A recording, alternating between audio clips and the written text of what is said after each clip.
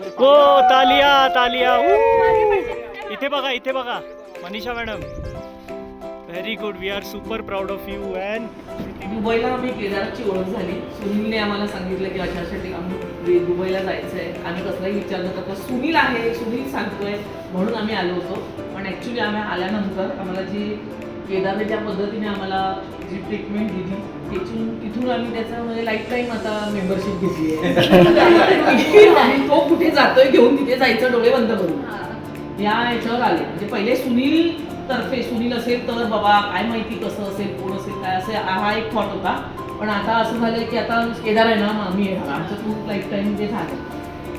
Dubai खूप छान मजा केली. इकडे आलो. इथे भीती होती की सर्व असे डोंगर दऱ्याचे असे त्याच्यामुळे मोशन सिकनेसचा प्रॉब्लेम येणार हे सगळे हे होते. पण तरी पण म्हटलं नाही आपला ग्रुप जातोय तर सांभाळणार तर असणार होता आपल्याला म्हणून ते पण केलं. पण इकडे आल्यावर हे टायगरनेसचं विचार जो म्हणजे घेतला जायचं म्हणून ते घाबरतच घेतला होता.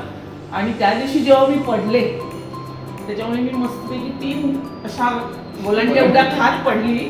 आणि ऑलरेडी आधी थोडा ॲक्सिडेंट आमचा झाल्यामुळे एक मनात भीती होती की आता पडल्यावर एकदम म्हणजे लागण्यापेक्षा पूर्वी घाबरायला जास्त होतं. म्हणजे लागण्याच्या आधीच मला खूप घाबरायला होतं. पण मला एवढ्यासाठी एवढंच सांगायला मी इथे उभी राहिले की मी पडल्यानंतर जेव्हा केदारला कळलं त्या क्षणापासून खाली तळाला येईपर्यंत केदारने मला एकटीला सोडलं नाही.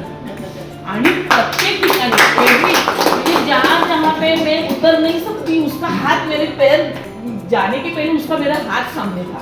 हे स्पेशली मला हे सांगण्यासाठी मी इथे आले. म्हणजे पिकनिक छान आहे, जेवण छान आहे, हे सगळं मी हे करते. पण माणूस म्हणून तो केवढा हे आहे म्हणजे मुलाच्या वयाचा असून पण इतकं म्हणजे आता तो असा जवळ झाला नाही की मी नाही विसरू शकत माझ्या लाईफमध्ये.